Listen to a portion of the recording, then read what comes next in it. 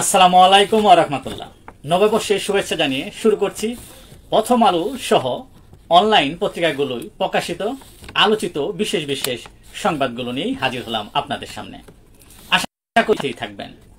গুরুত্বপূর্ণ সংবাদগুলোর মধ্যে শুরুতেই থাকছে উৎসবের আমেজে নতুন বছর বরণ। গানে কথায় সুরের দ্বারাই বরণ করে নেয় নতুন বছর। গ্রাম থেকে শহর সর্বত্রই ছিল উৎসবের আমেজ। উৎসবের রঙে রাঙিয়েছেন অন্যান্য জাতিগোষ্ঠীর মানুষও। কাল ঢাকায় আসছেন ডোনাল্ড ট্রাম্পের দুই উপসহকারী পররাষ্ট্রমন্ত্রী।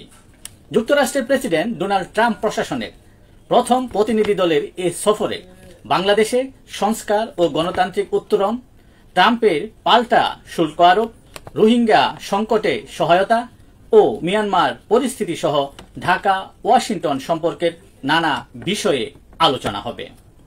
বিএনপির ভারপ্রাপ্ত চেয়ারম্যান তারেক রহমান বলেছেন, সংস্কার চলতে থাকবে, নির্বাচন হতে হবে যথা সময়ে।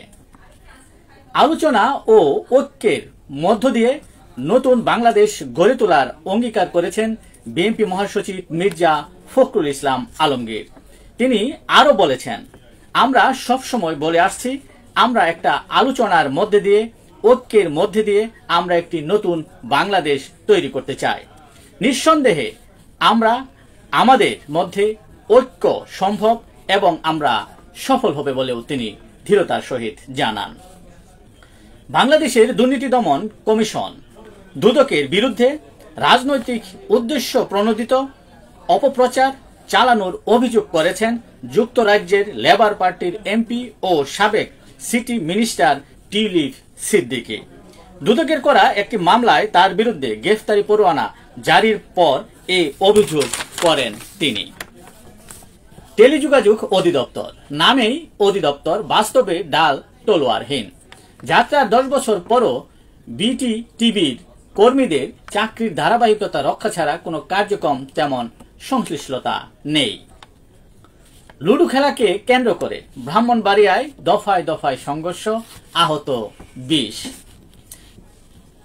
দেশের অনলাইন পত্রিকাগুলো এবং প্রথম আলোয় উঠে আসা আন্তর্জাতিক খবরগুলোর মধ্যে শুরুতেই থাকছে ডোনাল্ড ট্রাম্পের শুল্ক নীতি, মন্দার চেয়ে খারাপ পরিস্থিতির শঙ্কা।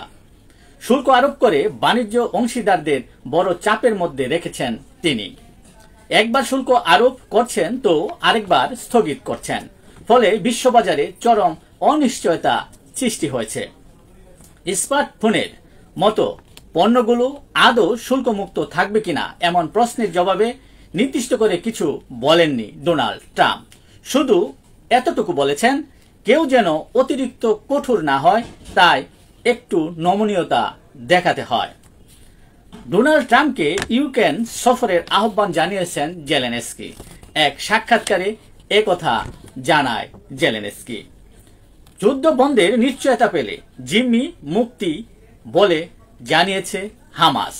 গাজায় যুদ্ধবিরতির প্রস্তাব মিশরের, রাজি নয় হামাস। মার্কিন কর্মকর্তাদের উপর ভিসা নিষেধাজ্ঞা আরোপ করল চীন। হিমালয় ঘেঁষা চীনের স্বায়ত্তশাসিত অঞ্চল তিব্বতের বিভিন্ন বিষয়ে খারাপ আচরণ করায় যুক্তরাষ্ট্রের কর্মকর্তাদের বিরুদ্ধে ভিসা নিষেধাজ্ঞা আরোপ করেছে চীন। চীনের পররাষ্ট্র মন্ত্রণালয়ের পক্ষ থেকে এই নিষেধাজ্ঞা জারি করা হয়। এই ছিল দেশের প্রধান প্রধান অনলাইন পত্রিকাগুলো এবং প্রথম আলোয় উঠে আসা আলোচিত সমালোচিত সংবাদগুলো, যা নিয়ে এতক্ষণ আপনাদের সামনে উপস্থিত ছিলাম। আশা করি আপনাদের ভালোই লেগেছে। সার্বিক খবরের বিবেচনায় যদি আপনাদের কোনো অভিমত, অভিব্যক্তি, সমালোচনা কিংবা কোনো পরামর্শ থেকে থাকে তাহলে অবশ্যই কমেন্টসে জানাবেন। আপনাদের কমেন্টসের প্রত্যাশায় আজকের মতো এখানে বিদায় নিচ্ছি। আবারও দেখা হবে আগামীকাল ঠিক একইভাবে। সে পর্যন্ত অবশ্যই ভালো থাকবেন, সুস্থ থাকবেন। আসসালামু আলাইকুম ওয়া রাহমাতুল্লাহ। শুভ নববর্ষ।